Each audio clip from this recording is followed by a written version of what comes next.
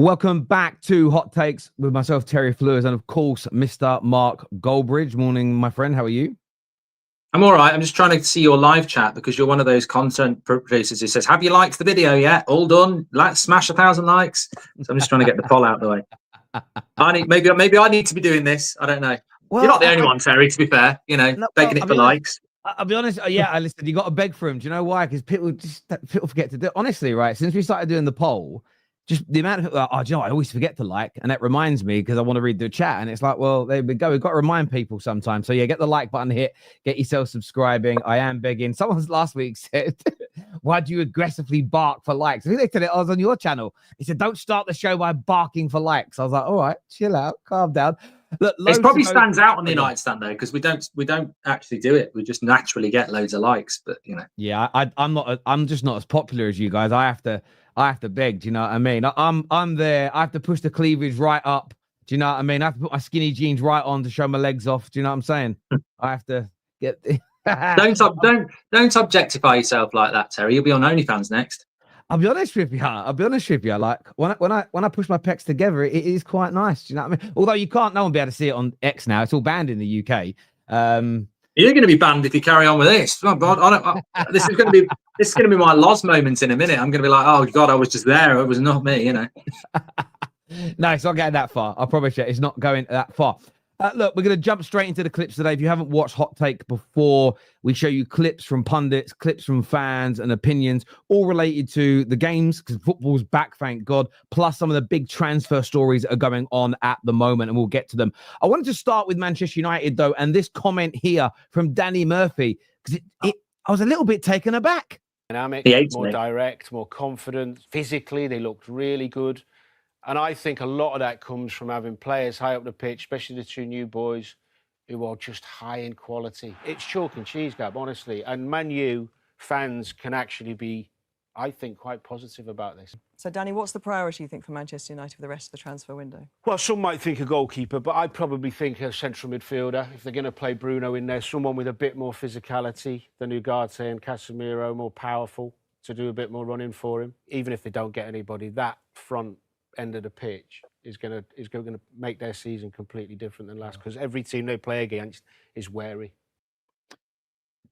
I mean, it's rare. I know we lost, by the way, but it's rare to get a little bit of praise on television these days. But what did you make? AR Authentic here says 100% agree with Danny. What do you make of his points there? He still had to call us Man U, though, didn't he? I mean, he knows exactly what he's doing. I was listening, and then he said Man U, and I thought, you prick. He knows what he's doing. But I mean, waking up and trying to listen, because I always think Danny Murphy sounds like the most miserable person in the world, and he has slagged me off before, so obviously I don't really have a lot of time for him. But no, I mean, look, I think you do get the best analysis. And I think, this is probably why Liverpool fans and Arsenal fans like our content, and Chelsea fans, etc. Because I think when you praise somebody as a rival, it means more. So, and Danny Murphy's not the only one. I mean, I think a lot of people, even just out and about, talking to people over the last couple of days, most people have said, United actually played well. So I think that just leaves the frustration, really, that I was talking about it on the United stand this morning. Man United, Amrin wants a goalie. We have approached Emi Martinez. There's talk of Costa, Lemens, and he drops Onana, puts Bienda in, and Bienda does an Onana. And it's like, literally, Arsenal fans are over the moon. I was speaking to Robbie yesterday. They're well happy with that, and fair play. It was a good. That's how you win titles, winning games like that. So just frustrating that the area of the pitch. And I disagree with Danny Murphy about the goalkeeper. We do need a midfielder, but what cost us in that game, Bruno and Casemiro, I don't think is a good midfield, but that didn't cost us. We still would have got a point. What cost us was the goalkeeper. So that's the frustration. I think, I was fuming, really, not with the performance, but just to not solve that problem. And Amrin clearly wants to solve it. But look, it's for United, it's going to all be about consistency. You know it, I know it, every United fan watching knows it. We're more than capable of beating Arsenal or playing well against Arsenal. And then next week, we'll play Burnley and lose. And I know it's Fulham, but that's the game I can't wait for now, because I sense that we've turned a corner. But to turn that corner, then we've got to go and do it against Fulham, and I think we will, and I think that's when we really start to grow. Yeah, that is the thing for me. I hated what Roy Keane said around the expectations are so low, people are almost happy with losing. This shows me where Roy Keane failed ultimately as a manager, because he's one of those individuals that cannot identify that to get those consistency of results that everybody's craving, you have to perform how we did by and large on Sunday, but you have to do that every single week. Because what you might find is even the new signings, there's a little bit of nerves, especially at Old Trafford. We were so nervous and poor there last year. You might find, you're taking the shots a little early. We're not as relaxed in those moments. But if you maintain the performance levels, creating the volume of chances, and then start scoring, then start winning games, your confidence grows. So I think Man United fans recognized that was a good start, but I'm in the same boat as you. For me, I'm happy with elements of the performance. I'm happy with the way we attacked. I love the counter attacks. I love a lot of what we did. There's some things to iron out. Ugarte, don't shoot from there again. Also, I think when Ahmad comes on, I love his skill and his directness, but he did take up a lot of positions that Mbeumo was running into, and I think they need to sit down and say, look, when Mbumo's coming in, that's why we bought him to be there. You've got to go on the outside, because I think we score that they got in each other's way if Ahmad goes on the outside and actually takes one of the defenders out. But overall, I agree with a lot of what Danny Murphy said. I saw the clip go up on Twitter and I thought, oh, what's he saying now? And I was actually pleasantly surprised to hear a pundit actually talk about the performance and not just the result. He's probably doing you, Terry. He's probably been on holiday on the summer, and his missus has said, you need to be like that, Terry. You need to clip farm for likes a little bit. Say something positive about Man United and you'll get a few more followers. So let's see how long it lasts, though, because he is bitter. Yeah, I thought you meant about me until I flip flop the other way. On that, right? I've got a really funny United video show, but I've got a tweet out here that got put out by a friend of mine, Staffy, who said that Cunha today is proof that we are ready to move on from Bruno Fernandes. Read this sentence again. Do you see that? Because the way our 10s operated looked more the Ruben Amorim way. Is it proof that the end is nigh for Bruno, in your opinion? Is that a thing now where you read this sentence again? Because I read it the first time and understood it, so I don't know why I need to read it again. Staffy's a lovely bloke, but he's a bit like that. He's just a bit like that. You know what? I agree and I disagree. I think I said it myself yesterday morning that Cunha and Mbeumo are such a level up on Garnacho, Anthony, Rashford, Sancho in one game, because they're not selfish. They make us play in a way that gets you on the edge of the seat, makes you interesting, and they make rivals actually quite like watching us because we're so shit to watch. Normally the ball goes into those players and they're selfish. They shoot, they run into dead ends. So look, yeah, obviously Cunha was brilliant. I thought Mbeumo looks a bit lacking match fitness because he came in a bit late. I think with Bruno, very good point, because that £100 million now would get us the goalkeeper in the midfielder we actually need. So, we should have probably sold Bruno if we were going to play him as a midfielder. I've said that before. But if I could play Bruno as a 10, I'd still play Bruno as a 10. I just think Bruno Fernandes still, if we're keeping him, which Amorim wants to, he should be playing as a number 10. We've got two number 10s. I'd put Bruno next to Cunha, and I'd probably put Mbeumo on the right.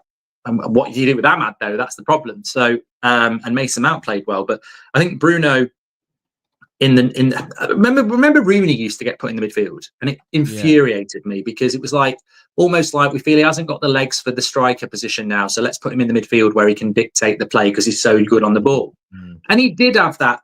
He always used to whip that ball out to the right back, didn't he? A brilliant ball, but the discipline to play midfield, it's a specialist position. I looked at Bruno's heat map on Sunday and it was, he covered more distance than any other United player, but it could be a question on a question of sport. What position does this player play? Because the heat map was left wing, right back, left back, centre back. It was absolutely everywhere. And you're like, he's not a midfielder. So I think that with Bruno, it just has to work in the midfield, because the point that he's making, Bruno isn't playing in Cunha's position. So how can Cunha be closing off Bruno? Bruno would have to be dropped for a Manu or an Agoume, which isn't going to happen. Bruno is now a number 8, and Cunha's never going to play there. No, I understand that. I mean, there was a big transfer rumor this morning that's a few more outlets in Spain have now picked up on this, that United could be in for Agoume in the central midfield area, relatively cheap. I mean, is this kind of, I mean, would a player like this, do you think this is what we need? Someone who is strong, can carry the ball, athletic? Would this be sort of the next phase in improving our play? Because one thing I was really impressed with on Sunday was watching our players, and Bruno did it, Kundi did it amazingly, picking the ball up in the middle and driving. There were times where Casemiro and Bruno had the ball and you just wanted them to sprint into the open space, but they don't have the legs for it. Would a signing like this, do you think, elevate the way we play? Well, it's interesting, well timed from Rob Ladd, who's one of your moderators, saying Arsenal were looking at this lad. I don't know a lot about him. Like the way I sort of consume football now, especially post-COVID, is the only leagues I sort of have a sort of an idea on would be the Bundesliga and the Italian league, and La Liga is just sort of beyond Barcelona and Real Madrid. I just don't keep an eye on it enough. I don't know. Obviously, I saw the clips of Anthony at Betis when he was there, but I don't know. I've heard people saying he's slow. I've heard people saying he's quick. It depends on the profile of the player. I wouldn't like to cast a judgment on him because I don't know what he is. I know with Belieber, like you quite rightly say, he will get the ball and run with the ball. And I think from the midfield, that's going to be really important. And he's intense and he's quick and he wins the ball high up the pitch. So if this player is like that, then, very interesting. If he's a slower player and he hasn't, he's a jack of all trades, I don't think that helps us. I think we need somebody next to Bruno who is either really like Belieber and is going to be up and down and, can run with the ball, or somebody who's like probably Wharton, who can, sit and, dictate like a Rodri or something like that. So I don't know where he fits in. I've never been the sort of person that starts saying, I've seen him play 50 games. And, I don't know enough about him, to be honest. But it's encouraging that there are options, and there are options out there. And we have to, if we're not getting Belieber, we certainly have to go and get someone, Terry. We can't do nothing. No, I agree. And look, I'm in the same boat as you. I haven't watched him play enough. I've watched bits and pieces since everyone's been talking about him, but then a lot of people I know and trust, KJ as an example, is absolutely in love with him. When you look at him statistically, so if you look at the data, and this is compared to Belieber, I mean, his key passing and progressive passes is better. The carrying of the ball is not quite as good, but it's so much better than our midfield players. But his forward passing, his dual percentage, all of that is high. And what I would say is sometimes you do if you go and check out Hayden Hackney in the Championship, his data looks much better than Belieber's. The problem you have is that is the Championship. This is La Liga.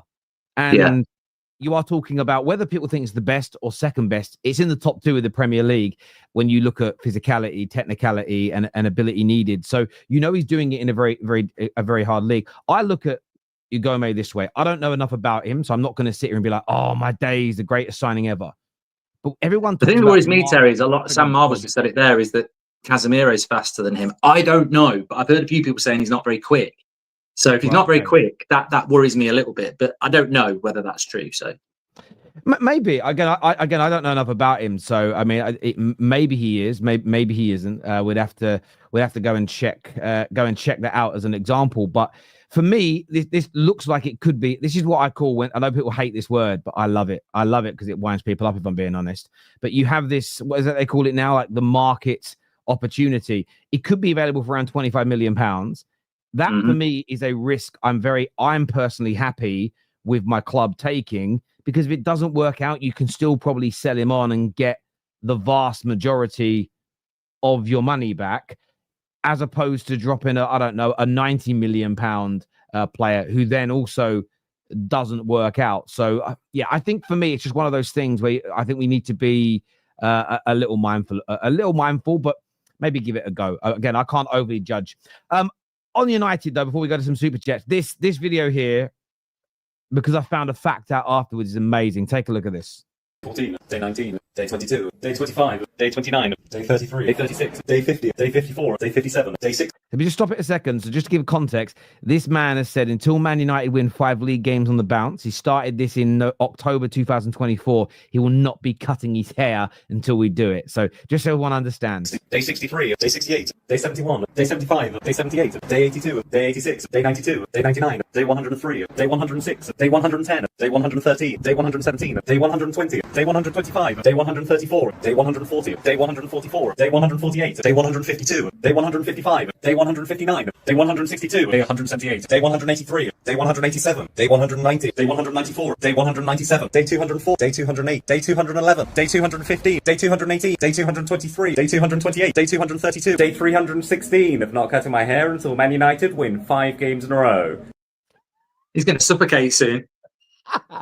I want to throw this out there as a fact that's come out today, right? And this. I laughed so hard, but also felt sorry for him. None of Liverpool, Arsenal, or City won 5 league games in a row last season. Just putting that out there to this man, right? So the best teams in England didn't do it last year. He could be waiting a long time. I'll tell you what, that's a better perm than Brian May. That is. I mean, that's Audrey Roberts' classic Coronation Street. That is. But you've got a problem. If the way his hair grows, if I did it, mine would start. My hair's quite like fine, so it will just like drop. Yeah, he's got volume. That's going to start going over his nose at some point. He's gonna have to start wearing a band or something like that. He's like a lion, like literally, it's like a mane. But yeah, it's one of those things, because obviously we could have made it 2 on the bounce if we won against Arsenal when it's back to 0 again. But he could be. Listen, I like it, because if he gets to cut his hair, it means United have, listen, to win 5 on the bounce. I know that people go expectations, standards. For me, I don't know what it's like anymore to win 2 in a row, let alone 5. So we can do 3. We can do Fulham, Burnley, Grimsby, but then you've got Chelsea, Man City. So it's finding the 5. He's got to be. He's specified league games as well. Oh, he's got no chance. He could be in a lot of trouble. I don't know when he's getting his haircut next. We have to learn to trust our recruitment again, is what Austrian United said.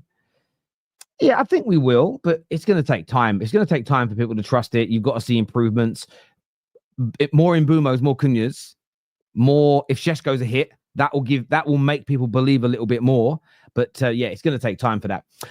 Moving on, we're going to get into Arsenal, because there's a couple of clips I've got to show you here. This is the first one I want to show you from Charlie Austin. Been crying out now for 18 months, 2 years, and we have a number 9 that's going to take him to the title. Well, they're hoping Victor Gyokeres is going to come in and do that. And unfortunately, time ain't on his side. He needs to come in and hit that ground running, because that's big money they've spent on him. And ultimately, the football club, the fans have turned around and gone, he's our guy that's going to really get us and win the title. I think against the top teams, not for me. Against the bottom team, the lesser teams, he's going to score some. I'm almost going to say it like a flat track bully. That's how I see Victor Gyokeres going to play. Going to score a hat trick against a couple of teams. Goals against the bottom half of the team. Against the top sides, I think he may struggle. Not at all. I just think it's we've seen this at United with like De Ligt, Martinez. You come in and you haven't got a British passport, and automatically there is a negativity towards them. This guy played in the Championship, and some people haven't even realised that. You know, he played in the Championship. He's played in England. He's played in the Champions League. Yes, right, okay, I completely agree. He might struggle against the Man Cities, the Liverpools, but so does Erling Haaland sometimes, because they've got the best defences and the games are tight. There's nothing wrong with being a flat track bully. Ultimately, it's how many goals he scores. If he scores 20 Premier League goals or 30 Premier League goals, and most of those goals against the bottom half, who gives a shit? He's there to score the goals. I think he's a fantastic player. I think he looked very rusty on Sunday, but so did Mbeumo. And there's a big reason for that. They missed about half a pre-season. And I watched the Villa-Newcastle game, and that wasn't Villa. They looked absolutely unrecognisable, because they're just not up to speed. And I think it will have done him the world of good to play that game, mentally, physically, an hour at Old Trafford in that environment against 2 very good centre-backs. Luke Shaw also played well. I think he's going to do really well. I'm quite enjoying watching people write him off, because I think he's going to. I'd still take him over Šeško, even though obviously my loyalty was Šeško because he's at United now. But yeah, I'm not surprised by it. I think there's this. I've noticed it with some of the media as well this year. It's almost like they've gone very fan this, fan that. It's like somebody in their CEO has almost gone, we've got to do stuff for the fans. Something for that. Do you ever see that episode of The Office where they're planning the Christmas party, and it's like, do something for the old folk? And he writes, yeah, something for the old folk. And then Tim says, what for the old folk? And he's like, yeah, well, just something for the old folk. And it's like, got to do something for the fans. And like, I don't think in the mainstream, like, the reason it works with us is because we are fan independent content creators. You are the mainstream, and you're almost trying to create the stuff that maybe AFTV did well with a few years ago. You can't just start slagging off players on mainstream media that you don't know anything about because, you know, he's going to be I mean, what even is that? Flat track bully. I think he's going to be a flat track bully, but he might struggle to score against Man City. What since when has that ever been a thing? Like, if he scores 20 goals, he scores 20 goals. Well, I'll give you an example. Luis Suarez in the 2013-14 season was looked at as the best striker in the Premier League. I think he got 30 league goals. But he only scored, he got 1 against Man United that season. I think he got 2 against Tottenham. But he scored nothing against Chelsea. He scored nothing against Manchester City, etc., etc. Now, I'm not slagging.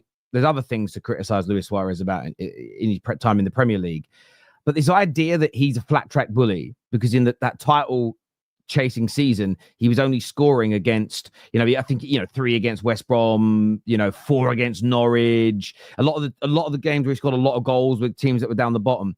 Mo Salah, as an example, scores against everybody. And I was looking at I was reading an article about his opening day of the season scoring record. Something I was shocked by. I didn't realize that 4 years running, where he scored a lot of goals in these games, 4 years running for Liverpool, they played a promoted side that came up on the opening day as an example. That doesn't take away from Mo Salah's record, because you've got to score who you're up against. This flat track bully thing, I don't even know if it's going to be true, because the irony is he bangs a goal in one of the next couple of games, which are tough for Arsenal. Then the whole conversation goes away. But I remember this with Cristiano Ronaldo as well. It was he doesn't score enough goals. Then it was he doesn't score enough against the big teams. Then it was, okay, well, he's not scoring enough in the semi-finals and finals. Then he started doing that. They just keep moving the goalposts. And I think Victor Gyokeres is going to suffer now with whatever he does, the goalposts will be moved. In fairness, Erling Haaland's gone through it. I remember he missed that open goal or that really good chance in the Community Shield in his first game.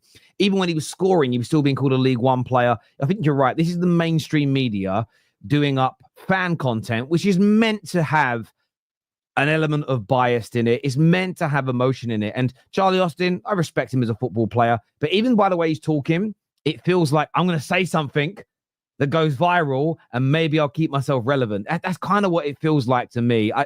It's just crazy. Also, one game in this, you know, we're all capable of saying stuff in the heat of the moment, but that's like analysis, and analysis should be, you know, emotionless. A match reaction after a game, we see it with Roy Keane, Mika, everyone, that's fine. This is analysis. And if we're going to do analysis, please tell me where Gyokeres had a chance to score a goal.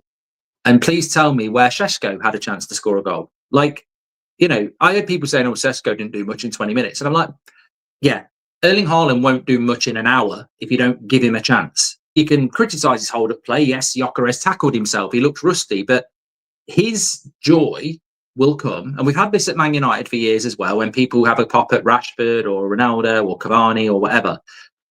I can statistically tell you the chances. And if you give a striker of the quality of Gyokeres or Isak or Haaland 3 good chances a game and they miss, they deserve to be criticised. But if you give them nothing, they're not going to produce it out of thin air. It's game 1. He played an hour. He was rusty.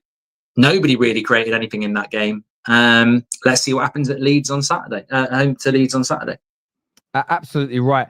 Up next on the similar thread, Cutler, your besties. Next week, I think they play Leeds. Could be anyone. I'd be very surprised if Havertz isn't playing. Where are they going to finish? How do they? He can't leave Gyokeres out of big games. He can. I think. Well, should we get into this later? Well, I mean, later. you say that, but Šeško didn't start on. No, Šeško obviously is not quite up to speed yet, and you can see obviously that he needs probably 2 or 3 weeks of fitness. There's an argument that Gyokeres wasn't up to speed either. No, but what I'm saying to you is Arsenal need a centre forward. They've brought one in. Look, I'll be honest with you, a lot of people give him a hard time for his performance yesterday. I was watching that game from a gantry. I saw glimpses that I thought he'll be a handful. I think Havertz, in Mikel Arteta's eyes, is too important to him to be a player who's left out week after week. I don't see that happening. I think he'll have. Again, it's like that to me is an irrelevance. It's creating something that you don't need to create. I create content, you create content, people write tweets. I don't need to talk about Havertz is going to drop Gyokeres in game 2 because I don't think I just don't see that happening. I mean, I'm actually with Gary Neville on that. I just think this is the striker that everybody knows they need. Havertz is the striker everybody knows Arsenal don't need. So in a game against Leeds, who've just had a win against Everton, in your first home game, or you want to, and you've got a scrappy win against Man United that your fans will love, but will want to see better football, you're then going to drop the striker everybody wants to see. Gyokeres will play an hour again and Havertz will come on. And maybe by game 4 or 5, if Gyokeres is really struggling, which I don't think he will, maybe Havertz will get back into the team. But Havertz can play off the left. He can play where Odegaard plays. You don't buy a striker for that amount of money that everybody knows you need and then go, no, you were a bit rusty in the away game, I'm going to drop you. Gyokeres will start. And I just think, look, Carragher is a wind-up merchant and he's a Liverpool fan, right? His job, I think, really is to, stir the pot a little bit. And I think he's just stirring the pot. I agree. I agree. I think a lot of that is in there. And this is what you've got to remember about some of the fear mongering or scaremongering. It's weird how whatever one you say, there's a group of people that always say it's the other one, but I think they both exist now in the modern day world. Anyway, I remember the reports when they were linked to Gyokeres, and it was, remember everyone, the season, what we've been told by Arsenal is they'll be starting the season with Kai Havertz. Well, they didn't, did they? So you've got Carragher now that will say, yeah, there's no chance this will work. Now, 2 knee injuries have slowed him down, but I remember him saying very, very similar about Lisandro Martinez, and 4 or 5 months later having to come out and issue an apology. And everyone's entitled to an opinion, and I'm not saying that he shouldn't be allowed to state what he wants, but it just feels a little bit over the top.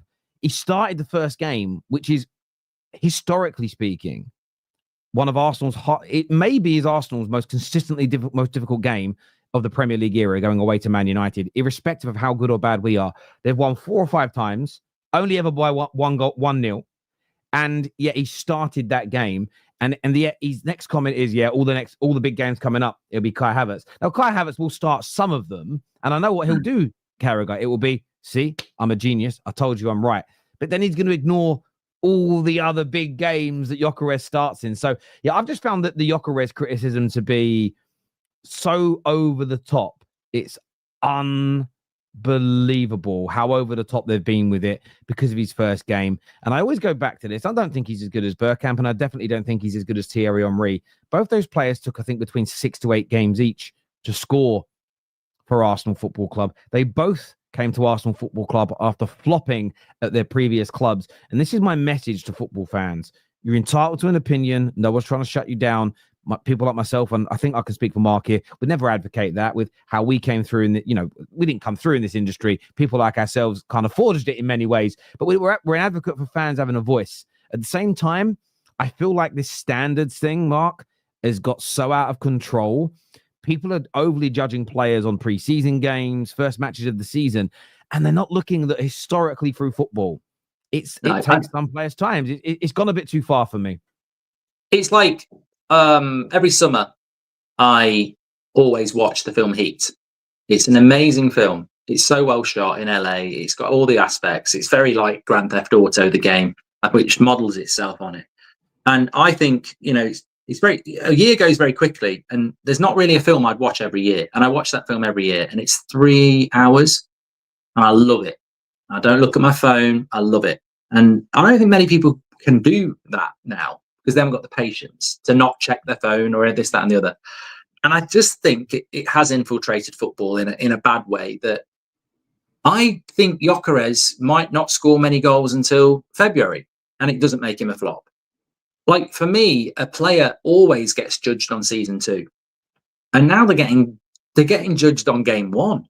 And I think there are so many examples in the Premier League of players that didn't start that well and became Premier League legends. We've got 2 at Man United, Vidic and Evra, who basically, if we were today, their first game would be ridiculed by rivals, and our fan base would get rid of these clowns, and they became legends. So again, I feel like, look, fan opinion's always going to cater for everything. But on the mainstream, I think they're going to come into problems because you have the Premier League TV rights, you have the interviews to the players and the managers. And at some point, these clubs are going to say, what's the game here? Do you want an interview with Gyokeres or not? Like, you can't have your cake and eat it. Like, I think that's my problem with it. They're trying to force narratives. And you made a great point. I think Havertz might play against Liverpool because it's at Anfield and tactically that might work quite well. But against Leeds, you'd play Gyökeres because you think he's going to get a couple of chances. He's going to get his first goal. Well, I criticise Man United's. I say criticise. I just wrote the word "oof" under our starting lineup against Arsenal. I think we were all ended up. I felt we were all wrong for criticising it because we played really well. Some will say if we had more attacking players, we could have scored more. Great point. But if we had less defensive players, Arsenal's attacks might have worked. We might have been 2-0 down, 3-0 down, and we'd have gone. That wasn't brave. It was stupid. Hindsight's lucrative. But I look at it, and the other side, I read a really good tweet, and it just made sense. And I think we've lost the ability to listen to other people when it comes to these conversations, because he just said, I like the lineup, especially with how we played, because for the first time in maybe a year, I was excited about what we could bring on from the bench. And I was like, that's a really good point. We actually had some, I mean, we should have brought Man Utd on. That's on the manager, but we had some firepower. There's going to be some games where go, right, we're going to start Kai Havertz because we might need to sit in a little bit more. We might need this, we might need that. But imagine a fresh Gyokeres legs in the last sort of 30 minutes of the game. Equally, even last season, I saw Gyokeres start on the bench when they changed manager a good few times because I watched him a lot because I wanted him and I wanted to watch how he played. And I saw him on the bench on a number of games last year. This is not abnormal, especially in a season for Arsenal, where if they have a good campaign across all comps, they could play close to 60 to 70 football matches. The idea that if Gyökeres don't start every game, it's because the manager don't trust him is a crazy narrative for me. Well, also, sorry, go on, mate, go on. It's like, just to very, very quickly interject. The narrative that Gyökeres effectively will be dropped against Leeds for Havertz is completely wrong anyway, because Liverpool won the league and are going to spend £500 million on building the squad, and so have Arsenal, and so are Man City. So if you start a game or you're on the bench for a game, why does the narrative have to be that you've been dropped? It's never been more than a squad game. And if I'm a player now, the game is so intense, there are so many games. If I'm Havertz, I wasn't dropped for the Man United game. I still came on for 20 minutes, half an hour, and I know I'm going to play in different positions, and it's a squad game more than ever. And again, it just feels like the narrative's being pushed that Gyökeres is a flop. Seems to be. It's almost like, in football sometimes it's like editors and people who run radio stations and TV stations. It's almost like it's gone round in an email. We've got to get the Gyökeres flop story first. And he might not flop. I don't think he will. This is where I think it stems from personally, just having been around this industry for so long now. Fans put out banter, which is fair. The media go, well, look, let's push narratives and write articles that feed into this banter because we know it's kind of a trending topic. And then some of the amoebas, some of the slightly lower IQ football fans start going, oh my God, I meant it as banter, but the professionals think that's right. So they start thinking, actually, that's the right way to think. Then you get the YouTubers that beg for likes like me, who then go, I'm going to start, I know it ain't true, but I'm going to push it because the media is saying it. And there's all these like impressionable young fans that are pushing it. I'm then going to look like a genius because I'm saying it. And I think we've created a little bit of a shitstorm that you don't want to you don't want to be in the middle of. But it's like people calling Arsenal Stoke. They were doing it again on Sunday. And I'm like, that's banter. That's to wind up Arsenal fans. That's not. But then I would turn the radio on, or I see another clip from somebody who isn't really about comedy, even though they think they are. And they're going, Stoke and this, that, and the other. And you're like, you've got an opportunity to analyse the game. And all you're thinking is, let's call Arsenal Stoke because I'll get a load of views out of it, or I get a load of tweets out of it. And I'm like, it's basic banter. It's done to wind Arsenal fans up. There is no credibility to that argument at all. There is no analysis to that. It literally is a fire starter. And we can all play that game. But look, as I said, Arsenal Saka was, Saka was bloody silent. Saka did fucking nothing. He's one of the best players in the league. He did nothing. He looked rusty as well, but he's not a new signing and he's done it in the Premier League. Great result for Arsenal. They played not very well. And I'd just be sat there as an Arsenal fan going, what? We didn't win at Old Trafford last year. We've got 3 points. Let everybody have a moan. If we can beat Leeds, three of our next 4 Premier League games are at home. We've got to go to Anfield. If we don't get beat there, we're going to be right where we want to be after 5 games and we'll be revved up, ready to go. I agree. This here from Tyrone, who is a Spurs fan, says Gyokeres is a clear example of what happens when you push for a move and miss pre-season. It just lacks the match fitness, which is his fault. Looked sluggish. Well, it's his fault that the clubs couldn't come to a deal. I get your point. He missed pre-season, but if he didn't push, maybe he wouldn't have moved, and then he wouldn't be at Arsenal, and that's where he wants to be. I hear you. I can't be doing up it's his fault, like per se. Like this is damages players though. It does damage players, but I think it's a mixture. You look at the Worcester situation, and he's unfollowed, and people don't like. We're going to get onto the Isak thing in a minute. People don't like it, but I also look at it and go, "Well, why are we ignoring?" Again, in all these stories, what we want to ignore is we always want to condemn the players. But why are we ignoring in the Gyökeres situation, the Worcester situation? Isak's also saying this. I know Newcastle fans will get very angry about me putting this out there. Well, what about the promises or gentlemen's agreements that these players are saying exist between clubs? I know people say, well, get it in writing or it doesn't exist. But let's not pretend like if you won at work and you spoke to your boss and he was like, yeah, you can definitely have next Saturday off. And then he changed his mind last minute. Please don't tell me you're going to sit there at work going, it's okay, didn't get it in writing. No, you're going to do your nut. And this is my problem with football fans, is that I love what we do, but there is this fickleness all the time for me. Question for the both of you. Do you agree that Gyökeres outscores Isak or Ekitike or gets 25 goals in the league or multiple of them? I've got him for golden boot. I've got him for golden boot, so therefore, yes. I haven't got him as goal. I think I've got Mo Salah. No, I've got Haaland has got my golden boot, but he could definitely score 25 league goals. The first game doesn't discount that. I'm glad Carragher can see Arteta's thoughts, is what Harry says here.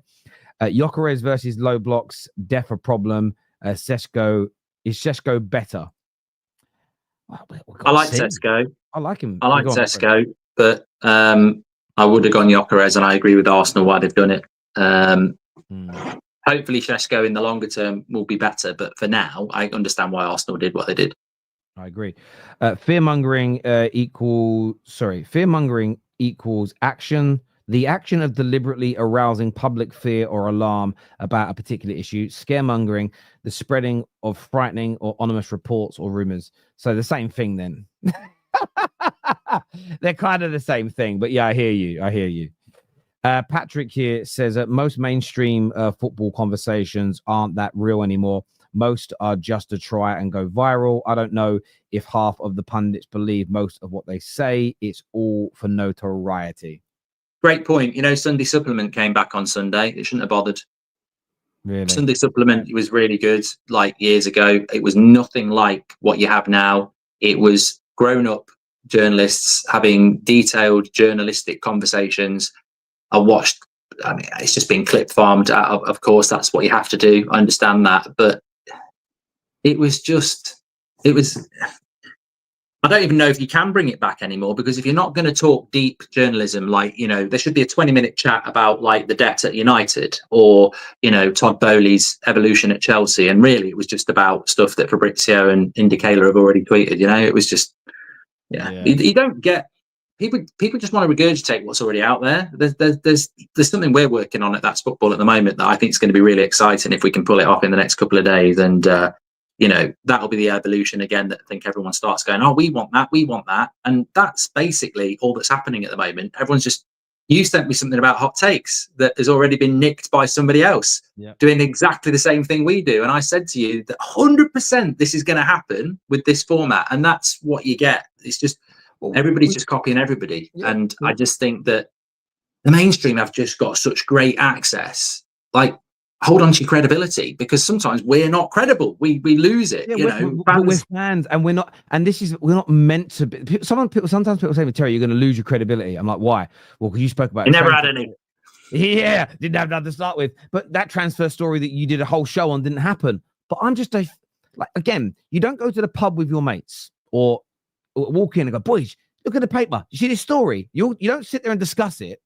And then when it doesn't happen, the next time you come into the pub, they're like, you're barred. Why? You brought a fake story in here. That's not the way the world works. And it's crazy. It's different for fan channels. You can argue where you lack credibility is if 1 week you're saying wins are all that matter. I've seen this a lot from certain Arsenal fans. Winning is all that matters. Performances are nonsense. Win. They win scrappy 1-0 against United. I'm fucking pissed off. I'm bored. I hate the way we played. It's atrocious. That's when you lose credibility because you're literally talking at both sides of your mouth to keep moaning, but you don't over the journalistic element because we're not journalists. Social media discourse has evolved faster than the football meta. This is kind of true. I get it and agree with pushing for the move. I think it was obvious he was going to lack match fitness, and that's why I didn't talk the Man United performance. Take the Man United performance seriously. He will improve. What's your verdict on the halftime interviews and Arsenal's lost the league last season because of performances to the teams outside of the big top six? I don't listen to the interviews. I kind of mute it at halftime and do my notes for my own show, so I've got no idea. It doesn't impact my life. I don't listen to any of it. I don't listen to most of the punditry. Afterwards, I might do for these shows, but I mute the Think game at halftime and do my notes because I don't. And without saying horrible, I don't need to listen to Roy Keane to formulate an opinion. I wish Sky had an option to make it commentaryless because I still think we all get manipulated by what commentators say. I always remember when Gary Neville said that Bruno Fernandes asked to be subbed off when he didn't. But still to this day, people criticize him for that. I wish I could turn commentary off and just listen to the noise of the crowd. It'd be much better experience for me. Making my own mind up about things would be the better version. Alexander Isak. We've seen more news today here from James Pearce that Isak would be the perfect addition, that he's pushing, that Liverpool are not looking at a plan B. We've seen the links today as well, Mark, of not just obviously Wissa, but also Larson of Wolves going in to replace him, which decent striker, but a far cry from the other names that I think they'd be better off with Jackson, if I'm being absolutely honest. But this is Gary Neville and co talking about the Alexander Isak move. Let's take a little listen. Totally honest, Gal, I'd want to do a deal with him to get him out now. I'd want to get him out now. Yes, I'd want to get him out now because it's the rest of the lads now with the way he's acting. He'll destroy it. I'm telling you, if they keep him there now, especially but Roy, if he's going to stay there, right, if you're a player and he wants to leave, they know he's going to be able to leave next year. But he doesn't leave. We've had loads. We've all been in a dressing room where a player thinks he's leaving and falls through, and even they've been. Yeah, but that's not when they've called. We've seen it all, and then they come back, and a few weeks later, what you wanted your top players available. What do you think they're an idiot? Right, if you come back and you start scoring goals, lads. There was a massive issue at United with Wayne Rooney was going to City, and he put a public statement out at the time before a game. So this happened with Wazza, and to be fair, I thought he'd gone. I thought he was done. There's no way he's coming back from that. To be fair, about 3 weeks later, he signed an extension to his contract. How did you feel during the 3 weeks? Oh no, to be fair, we made him apologise because he put a statement out before a Champions League game, and me and Giggsy saw him the day after. We made him apologise to the players. Don't do it before a game. Yeah. We know you've got your fight going on with the club. I thought he was done. You know, the instances I'd seen, and literally about 2 weeks later, he signed a new contract and he was back in, favouring. I think United fans still have that little bit of maybe something where they thought he was going to leave to City. But he's not done the, I'm not training, I'm not coming back, I'm training over no, he wouldn't do that. Yeah. He's not a type of lad. He's not the kind of person. No, but it was a big thing where you think it's gone, it's over, and then to be fair... Gibbs White a few weeks ago looked like he was going to Spurs. Then he signs a new deal a couple of days later. It happens with players. I'm not saying he refused to train. I'm not putting him in that bracket. But players have done a lot worse. Players have gone on strike. Who is Isak wearing on September 1st? Who is Isak wearing the shirt of? Liverpool. I think it'll be Liverpool. I'll follow the crowd. Liverpool. Liverpool. So they all think it'll be Liverpool, but that's sort of disagreeing with Righty here. But they're almost suggesting that Newcastle should dig their heels in and keep him. It'll all be okay. It'll all be forgotten. So some Newcastle fans believe this, but that they are burning shirts, Mark. They're burning shirts. Yeah, I mean, the context of transfers are multiple in relation to, they're not similar. I remember Wayne Rooney, and some United fans still hold that against him, but he didn't refuse to train. It was over very quickly. And with Isak, he's basically not had a pre-season. He's another player that's not had a pre-season. He's refusing to play games. There's obviously Newcastle are also doing it with Wizza, so let's not play the moral high ground. I think in this situation, too much has gone on.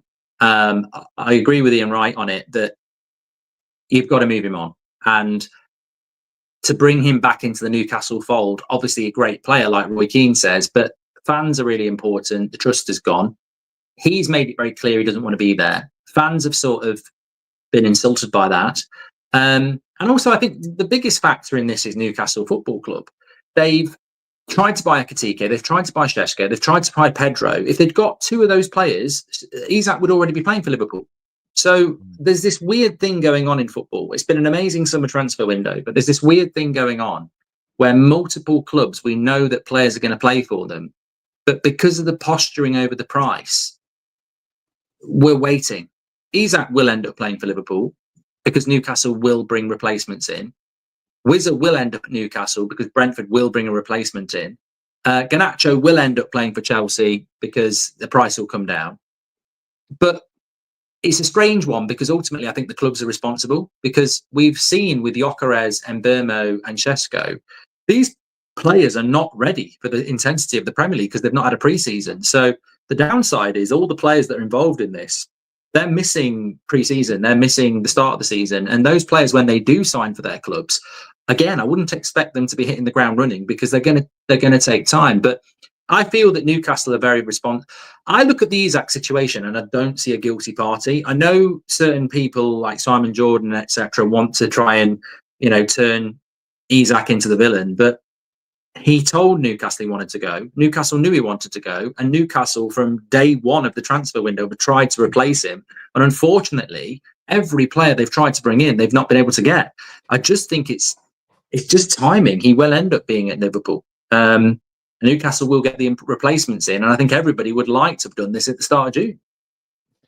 Yeah, and that's the thing for me. You keep hearing Newcastle say, well, we was never for sale, but then they've been looking for 2 new strikers all summer. Why are you looking for 2 new strikers if you're not going to sell the player? Why is a player kicking a couple of fuss? Probably because there's probably a truth somewhere near the middle, which he said, guys, I've loved it here, but I want to go. They have probably said something to the words to the effect of, we'll let you go, but we need 2 players because Wilson's going as well. Once we get that done, I don't think he feels they've gone back on the promise per se, but I think he's getting pissed off at the fact that they've not been able to land anyone. They've ended up going for targets they couldn't get, they couldn't land. They've chased it, they've backed the wrong horse essentially. And Isak's now looking at it and saying, but yeah, now I wouldn't have not trained if I was him, but maybe he's also sending a message that, guys, I'm never angry at the players because clubs are every bit as ruthless. Now, I saw some Man United fans kick off at the fact that Rasmus was in the stands. It's disgraceful how we treat players at this club. I don't see it that way, because if Rasmus got an offer from a club and wanted to leave because he wasn't a United fan and was pushing for the move, a lot of United fans would celebrate that because they don't like him too much. I'm very neutral with it. Clubs have got to be ruthless.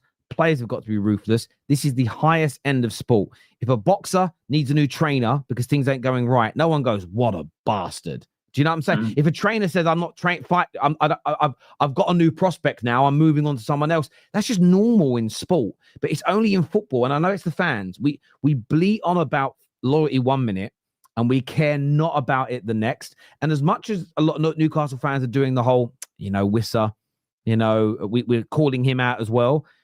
Once he scores his first goal, in fact, not even his first goal, when he comes on that pitch for you, the applause he's going to get and the celebratory feeling, he's not going to get booed, because in reality, when you're being honest, you don't care what he's doing to get to your football club. You are just morally posturing that you do. The reaction from your fans on match day, and we see this with owners from particular parts of the world. We see it with the journalists when they moan about football being in the Middle East.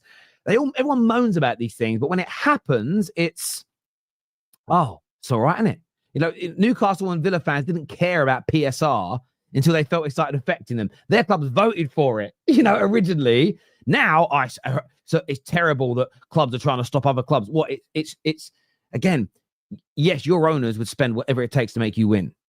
Cool. Why is it wrong for other clubs to do what it takes to stop you from winning? It's all fair in love and war. And I don't know where we've lost this in the game. And for me, that's been my take on it for a while now. I just can't do the loyalty bullshit that everybody comes out with, because I do think it's that, Mark. I think it's become a load of old nonsense now, this loyalty thing, because who's really loyal? When we get rid of academy kids that have been here since they were 8 years old, who's crying about it?